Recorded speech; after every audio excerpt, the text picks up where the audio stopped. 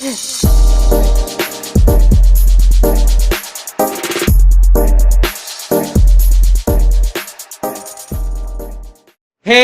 what's up everybody? This is your boy Kenny, and this is my review for a new show on FX called Pose, and this is season 1, and this is their pilot episode.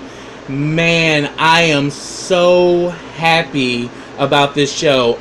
Janet Mock is one of the executive producers, and it's directed by Ryan Murphy, and we know Ryan Murphy is a beast. I mean, I reviewed a few of his shows. I did The Assassination of Gianni Versace, the Feud, Betty and Joan. I mean, this guy, Ryan Murphy is amazing. And I just knew that this show was going to be bomb because from the first open of this show, I was hooked. Because the first opening of this show, it takes place in New York City, 1987. And for those who really want to understand this show, I would recommend you watch Paris is Burning, which is this phenomenal documentary which talks about the balls and about the houses, and about how the balls were a safe haven for the ones who were rejected because of them being gay, and a place where people who were different or who weren't accepted by mainstream society can come and they can be they can become the king or the queen of the ball. So this show really is paying homage to the actual movement of the LGBTQ community, and one of the actual stomping grounds where the gay community would come and would actually be able to be extravagant, to be regal, to be whatever it is they wanted to be. It was a safe haven. And and I'm glad that they're doing a show based on this, because I can imagine some of the scenarios that we saw through in this episode really did happen with a lot of these house members, as well as how the balls went down. That, hey, if you came in there wrong, oh, trust me, they read and shaded you down to the ground, honey. So they ain't play. But the episode opens up, they playing damn Tanya Gardner's Heartbeat, and that is my shit. And then later, and this show has a great soundtrack too. So there was a lot of great music that was playing throughout the episode. So we first get introduced to the House of Abundance. It's headed by a very veneered, narcissistic, controlling queen mother. And the girl that we actually end up connecting with is this girl, Blanca Rodriguez. They're trying to come up with ideas for the next ball. Blanca, I mean, her name is Blanca. I said Bianca by mistake. It's Blanca. Her name is Blanca Rodriguez. Blanca is very, is very sharp, and she knows her shit, because she comes up with the idea we should walk in as royalty, and then they blew her off. But then all of a sudden, the queen mother's like, I have it. We are gonna walk in as the house. We're gonna walk in as royalty of abundance. And they all are like, yes, that's a great idea. And Blanca is pissed because she's like, this is like the third time you stole my damn idea, and this is the same. And again, these bitches go along with it and they don't say nothing. Like, y'all just heard me say this shit, and now that she says it, all of a sudden now it's a great idea. But when I say it, y'all blew me off. And then all of a sudden, the queen mother was like, darling, just because you come up with a good idea doesn't mean you know how to execute it. And I'm like, oh, she is totally full of her damn self. And then the girls was like, yeah, honey, it's the mother has spoken, so won't you take your ass back over there and finish cooking. So they were just real shady as hell to her ass. So then we see that they go to a museum, and they wait, and they literally go like a little bit before it's about to close. They go hide and everything, and they go into this part of the museum where it's royalty, and there's all these royal garments, royal jewels. These damn motherfuckers steal everything, and they get locked in. So what they do is that they take a bench, break the damn window, and they run with the shit. They get to the ball, they get dressed up and everything, and then we meet the king of the ball, who's played by the multi-talented Billy Porter. I'm a huge fan of his. Love his voice, love his acting. You know, Billy Porter definitely is a force. And he's kind of like the master of ceremonies. He's the MC. He's the one that runs, you know, the ball. So all of a sudden we see that the, you know, pretty much the theme is royalty. And we see that the girls are, you know, the contestants are serving their looks and everything and getting judged, you know, by the judges. And then the next thing you know, we see the House of Abundance come in. They shut that motherfucker down. I mean, they looked good. And they're wearing all of these princely and princess, you know, garments. And they are killing it. And then Queen Mother comes out. And let me say, as much as I don't like that bitch is fucking flawless. She looked beautiful. And they all were serving it. And then all of a sudden, the kids are gagging because they literally shut that whole royalty concept down. Wasn't nobody gonna top them bitches. Because they came in there looking like they just came out of a brochure. That's how clean they looked. And then the next thing you know, we see that the police are at the door. Miss Queen Mother is like, hey, I know I'm going to jail, but hey, this is a ball, so I'm gonna give a fucking show. This bitch starts voguing all the way down to the police officers, and that's when they handcuffed her. So it was like, shit, we gonna go to jail, we gonna go to jail in style. You know, so we saw that go down, and you know that, you know, we get in the life of the ball, you know, where everybody can come and they can be their best selves and they can be, you know, the talk of the town. So then we go to Allentown, Pennsylvania, and we meet Damon Richards. Damon is an aspiring dancer. He's taking ballet. Dance is his passion. Dance is his first love. We see that he goes home, you know, puts on, what song was that he was dancing to? Damn. It totally, oh yeah, On the Radio by Donna Summer. So he's up in there dancing, getting his life, and then his trifling ass father comes home and goes into his room and starts to berate him, saying that my friends saw your ass coming out of ballet school. You know, you're a disgrace to me, and you know, I tried everything I could to not raise you to be no sissy punk, but your mother told me I need to invest in your art and your creativity, and I let her take control, and look how soft you are, and you're making me look bad. And you know, and then the worst thing, I found this shit inside in your damn room.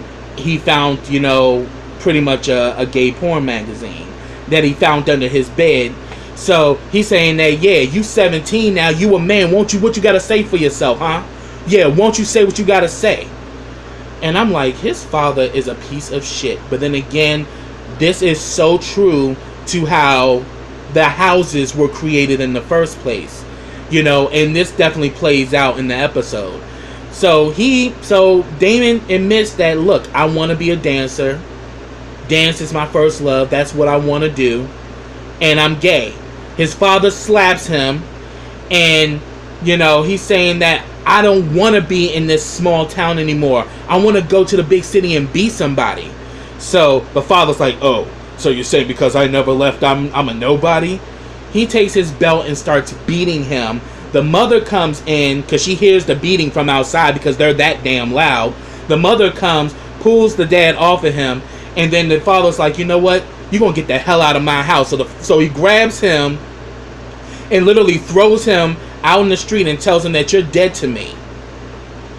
Then the mother comes to her aid, and I'm thinking the mother's coming to defend him. She slaps the shit out of him and was saying that here I was, I invested into your creativity and into you being yourself, and here it is. This is the thanks I get. You bring this filth into my house, and you know how the Lord feels about gays and homosexuality, and that, you know, a lot of them died from AIDS. Is that what you want? And he's like, you know, and like Damon is like, God does not disapprove of me. She's like, yes, he does. So either you reject this or you're on your own. So he's like, so when she see that he wasn't going to back down from being who he was, she throws his shit at him. So now he's literally been ostracized by his parents. And the next time we see him, he's in New York and he's homeless. And he's sleeping on a park bench. You know, you got the homeless people that have been trying to take shit from him. Eventually, his book bag does get stolen, because his book bag was like the last possession he had. And it really hurt my heart to see that scene, because I'm like, this shit still goes on today, where parents are rejecting their children because of their sexual preference. And it's the most evil and the most cruel and the most ungodly thing you could possibly do to any child. So what, your child don't want to, you know, be straight or fit into the role that you think they're supposed to be? That's still your child. That is a gift that God gave you. And who the fuck do you think you are to throw away your children like they're trash? And you think God is smiling on you for that? So we see that, you know, Damon is like literally a lamb lost in the jungle. And we see that there's a guy that's been kind of looking out for him while he's been sleeping on the benches or whatever. And he's saying, look, dude, I told you to wear your book bag on you, but you keep taking it off. So eventually somebody stole it. But then he kind of lets him know that, hey, you know, you can go down the pier and see if you can get you some money. He's like, I'm not sleeping with men for money. He's like, look, I ain't knocking nobody's hustle, but hey, a hustle's a hustle, and, you know, the money smells the same no matter what you do. And I'm like, But before that, before that actually took place, he does meet Blanca, but I'm gonna get to that. First, we see that that Blanca goes to the clinic and she finds out that that she's HIV positive. So of course, back then when you got, you know, HIV or AIDS, it was a death sentence, and you just knew that you were gonna die. But the doctor was letting her know that there is medication and everything that you can use, to help cure this, or to help, you know, that will help cure some of the symptoms. So Blanca is like, you know, she's very just, you know, she sees this as like, okay, this is a wake-up call. You know, she said that I knew that, you know, being out here and being who I was going to get caught up in some shit. To tell you the truth, I'm shocked I'm lasting as long as I did, but I want my life to count, and I want who I am to count. So, next thing you know, we see that she gets her own apartment, and then the next thing you know, we see a showdown between her and the Queen Mother of Abundance. You know, and like, you can definitely tell that the Queen Mother has it out for Blanca, because Blanca is the most outspoken, she's the most original, and she sees Blanca as a threat. So next thing you know, she starts reading Blanca's like, oh yeah, I'm about to put your ass on blast, bitch, because I know what the hell you doing. I have eyes and ears everywhere. Did you think you was going to be able to pull a slick move and that mother wouldn't find out about it? Yeah, I hear how you've been looking at, you know, roach-infested apartments, you know, trying to start your own, you know, trying to start your own house and all of that. And Blanca was like, yeah, I am. You know, you gave me a home when I didn't have one, and you taught me a lot of great fundamentals. Now it's time for me to spread that love to somebody else, and I really wanted to talk to you about it because I want your blessing. Oh, this bitch? Oh, she wanted giving that. She's like, you're not getting my blessing. You are a betrayer, and you're trash. And she just starts going the fuck off, but I'm like, yeah, bitch, she trash, but you be great, but you quick to bite her ideas, though. So get the fuck out of here. So, bitch, you see her as a threat. And, you know, so pretty much she, you know, they go back and forth, and, you know, Blanca's like, you know what, I'm going off and I'm going to do my own thing, you know, and like, I'm not backing down on being who I am, and if any of y'all want to come with me, y'all welcome to come. And we saw that Angel, which is who's definitely gonna end up joining her later. She wants to go, but the other girls stop her, and she's like, "Yeah, honey, you're just tragic. Go out there and find you a dream." And I'm like, this house mother is a mess. So Blanca did the right thing by leaving, you know. And then her mother was saying that, you know, you have no honor or no courage, and, you know, it's just crazy as hell. So then we see that to make money, you know, Damon is, you know, doing, you know, dancing out in the parks or whatever, and that's where Blanca meets him, you know, and pretty much she's saying that, you know what, I might be able to, you know, bring you on my team, you know, have you ever been, she starts telling him about the ball and all about that, and that the ball is a celebration of life, you know, the glory of your name is everything, you know. And at first he's kind of standoff, and she's like, well, you know, maybe that's for you, but I'm trying to really be a serious dancer. I'm trying to get into dance school, you know. But we see that he actually does go to the ball with Blanca, and he loves it. He gets his life. We finally see him smile for the first time since we met his character. And like, you know, they go out to dinner afterwards, and Blanca tells her story, that she was also ostracized from her family, because she says that you know, it was around Thanksgiving one year, and her mother was like, you think you slick, I be seeing that girl be sneaking out of your room and everything. She's like, well, I'm glad it's a girl, and you ain't, you know, you ain't one of these, you know, faggots out here, whatever. But then she tells the truth, that girl you've been seeing sneaking out your house, that was me. So that just goes to show you that Blanca is a fierce bitch. Because if you that damn fierce and that well put together, that your mother thought you was a woman sneaking out of her house when really it was your ass the whole time, that's art.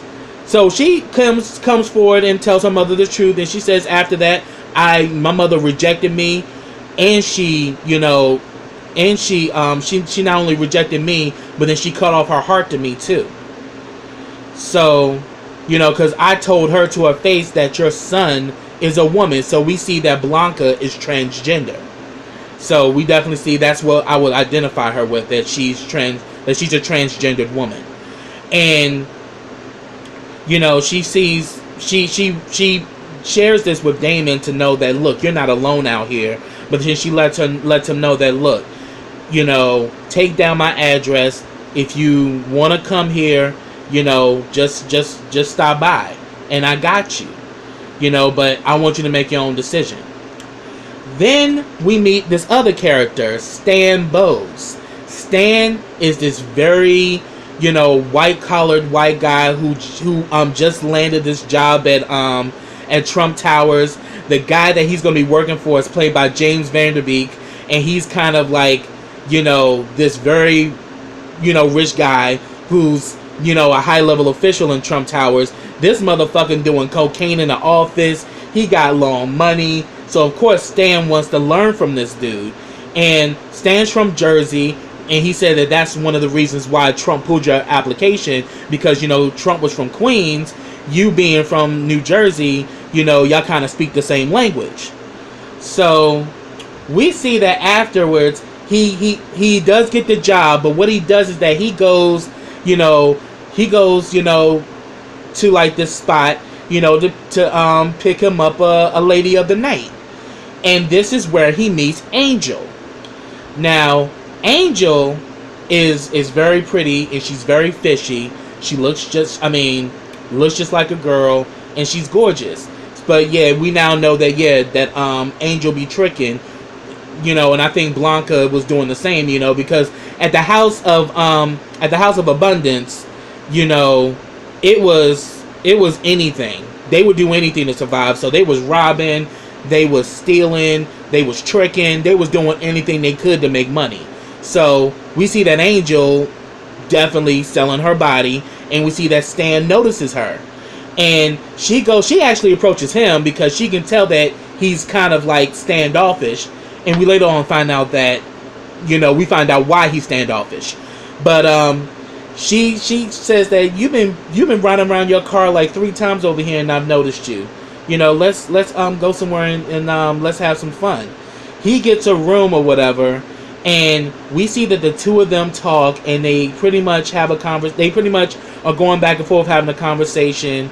He asks, she says that, look, just tell me what you want and I'll do it. He tells her to take off her skirt and to take off her panties. She takes off the panties, so he knows that Angel's really a boy. But regardless of the situation, he's still intrigued by Angel. And they lay next to each other and they talk, and they just spend some time, but I don't think they actually had sex. He drops Angel off, gives her some money. They actually kiss, and next thing you know, we see this fool just brushing his teeth, literally in haste. Like, he's brushing the hell out of his mouth, and I'm like, boom. Because later on we see that Stan is actually married with kids. So we see he's a closet case. And that's why he's given this weird feel, because obviously he has this attraction, to I would say, feminine, effeminate, men or transgenders, or he has a thing for transgender women. He likes he obviously is kind of intrigued with Angel.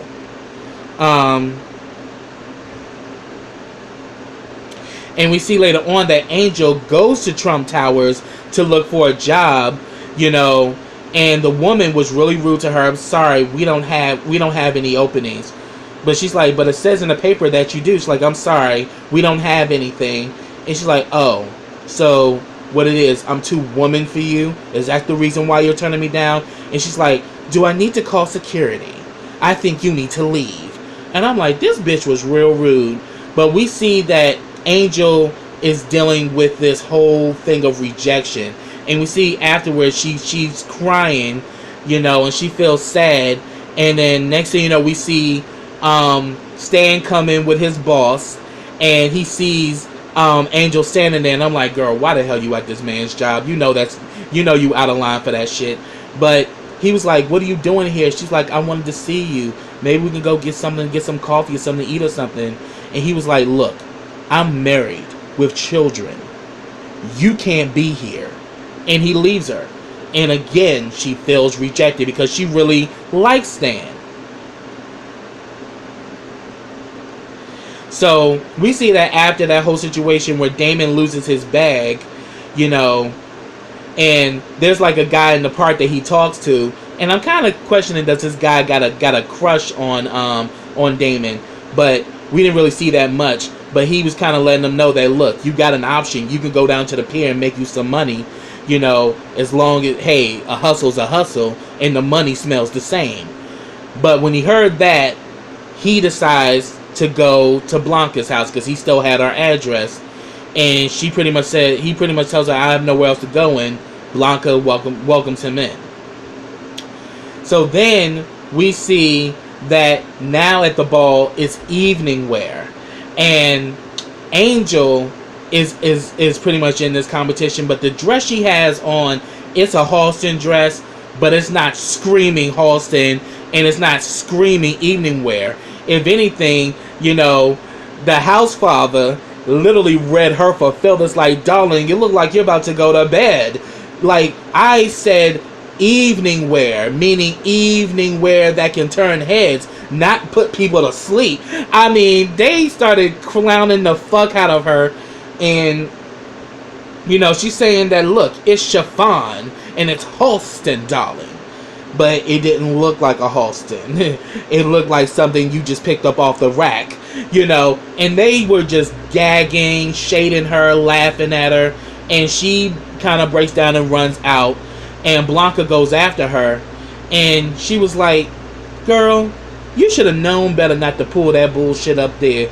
But then before she on her way out there though, her damn house mother of the abundance like, oh, so I see you're gonna try to recruit her to your house, huh?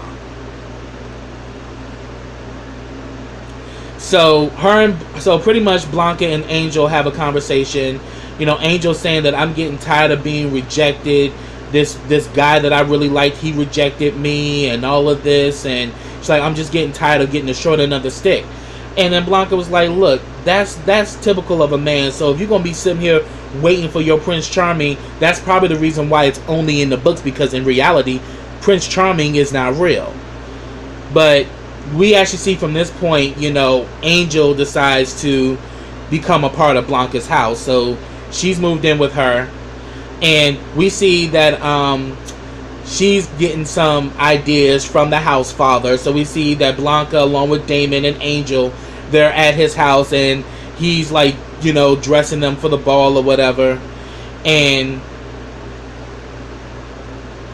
we also see that Blanca is also trying to help Damon to get into this New York dance school.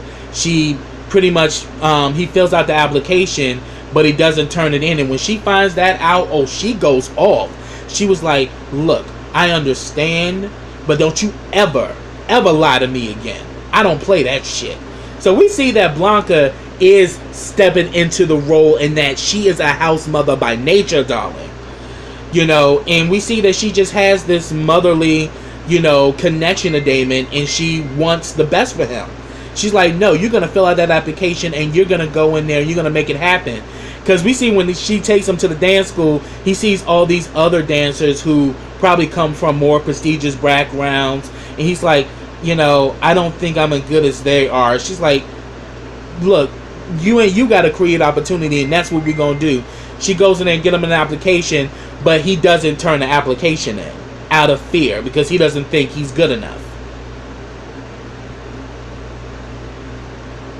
So then we see Stan is out with his wife, you know, because he told, you know, his boss before he hired him, that he wants to live his lifestyle. He wants to be able to have an office with a view, and be able to go down Fifth Avenue, and if he sees something for his wife, he can just buy it for her and not blink. So now he's taking his wife out to this very extravagant place. You know, they're eating lobster, and we see that Stan is really disconnected. Even though he's obviously doing what he said he was going to do, spoil the hell out of his wife and live this extravagant life, we see that a part of him is broken. And we see that he goes to dance with his wife, and tell me why the hell the damn song by Kate Bush,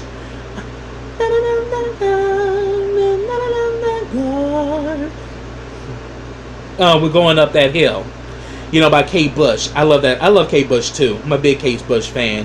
One of my favorite songs is what's the name of that song? Things Like a Song for Bill or something like that. You know, it's a really beautiful song, and I love her voice. You know, she has a very beautiful voice. So Kate Bush is like, you know, the song was playing when he dropped Angel off, and Angel was like, this can be our special song. So while he's dancing with his wife, that song is playing in his mind. Like, he's in this very extravagant place, but yet he got Kate Bush in his head thinking about Angel. And I'm like, oh shit, you done caught feelings for old girl. So this is going to be some interesting shit right here. That here it is, he's this closet case who's in love with this, you know, transgender woman, and yet is playing, you know, but yet is also playing the you know, playing the you know, the straight role of being a husband and father. So we see that also what ends up happening is that Blanca finally names her house the House of Evangelista, and she challenges the House of Abundance, her former house, and her former house mother. So she's like, we accept, and then the house mother's like, I am going to bury you bitches. Like, she is just so vengeful and so mean. It's crazy. But so we see that the two houses battle each other. We see Damon out there dancing, and Blanca already knows that he's talented, and she's like, "You gonna be our secret weapon, baby." And he's serving it, then Angel's serving it, and then Blanca's serving it, and against the House of Abundance. House of Abundance, the House of Evangelista gets 3 10s and 2 9s, whereas House of Abundance gets 10s across the board. So, of course, Blanca feels defeated. She was like, this is messed up. But then, Poppy, not Poppy, we're going to meet Poppy, but then, Father of Ceremony shows up, and he's like, shit, I'm surprised you bitches got that damn much, because y'all bitches ain't ready. But at the end of the day, you did show up and you showed out. But are you going to let this defeat derail you? Or are you going to let it empower you and instill you? And obviously they did well, because there's this young boy named Poppy who wants to be a part of it. And he's like, look, I know y'all ain't shit, but I ain't shit either. And I loved your move. He's like, he's like, I loved your moves. I thought you guys were awesome. So we see that she sees that, look, okay, if you're really serious, then yeah, won't you come and won't you come to my house and we can talk? Won't you come with us and we can talk about it? So he's like, okay, I just need 5 minutes. But then Angel's like, boo-boo, we got rules. No drugs, no gentlemen callers, and at the end of the day, show up and deliver. And he's like, okay, I'll be 5 minutes. So now, out of that situation, yeah, she may not have won the prize, but she won a new house member. And I love, Billy Porter's role as like the house father, because he runs the whole thing. And he kind of let it be known that, see, that's the meaning of house. House gives home to those who have been rejected or eradicated from society or from their families. It's a new place where they can build a family, they can build confidence, and they can actually achieve their dreams and be the best that they can be. And I was like, you better tell it. I was so here for that shit, because it's something that, even today's, children of the LGBTQ community needs to know, these foundations, that this is real. At one point, we didn't have all of the rights and privileges that we have now. There was some blood shed, there was tears shed, there was a lot that went into why the LGBTQ now has a foundation that it has today. And you have places like, the balls and the houses and, the underground community to thank for that. And I just thought that was a very powerful scene. Then we see that Blanca takes Damien back to the New York Dance School, even though it's the applications have, even though his application is past due. She talks to the director, of dance, and Blanca pleads her case, and she says that, look, I know this boy is talented. He is exactly what you need in this school. He's probably one. He's like, he's the best. And, he has been eradicated and has been rejected. And I want to see to it that he gets a fair chance, and that someone like you can actually see beyond his current situation, and that he didn't get the application in on time, but actually see that he deserves a chance to showcase who he is. And she asks Blanca, who are you? And Bianca sat there and was like, I'm his mother. And I'm like, you better serve it, bitch. You better serve it. Because she tells him, you go in there and you dance. And he's like, but I don't have no music. Gave him a tape. Go in there and show him what's up. Do me right. He goes in there, he puts on Whitney Houston's I Want to Dance with Somebody, Love Me Some Nippy. And at first he struggled a little bit, But then he started feeling it, and he was given life. I mean, it was very reminiscent of Flashdance a little bit, but he killed it. And you know, the director, after he was done, she saw that he was emotional because look what all he's been through to get to that point, and she immediately hugs and embraces him. And then when he comes outside, he sees that, you know, his house mother and his housemates are outside.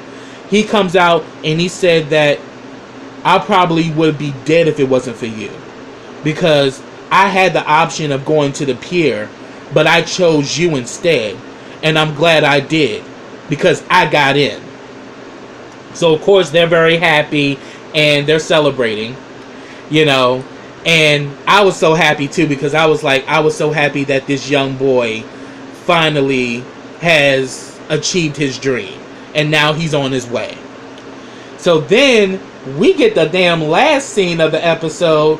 We see that damn Stan went back out there to find Angel, and he's playing Up That Hill by Kate Bush, blasting this shit. And she's like, well, hey, it's nice to see you. He's like, yeah, you know, let's you know, get in the car and we can go somewhere. So they get in the car and they go drive off, and so I'm like, obviously he's attracted to Angel, and we're gonna see how that's gonna play out due to the fact that he works for Trump and he's married with kids. Quite the scandal, huh? So that's what I have, y'all. This is a great show, and I'm definitely gonna be reviewing it. I love it. It gave me so much life. I was so at the edge of my seat. And definitely, I know, let us see. I know, you know, James Caldwell's reviewing this show. And I know my sister, Kayla from Rambling Reviews, she's reviewing it as well. So definitely check out their reviews as well. But that's what I have, y'all. If I missed anything, put it down in the comments. But subscribe to my channel. Click that bell so you can get notifications every time I drop a video. Also, follow me on all of my social links. I have them all listed in the description box. Also, like this video, comment on this video, and share this video. And I'll be back with the next episode of Pose. So until next time, everybody, take care.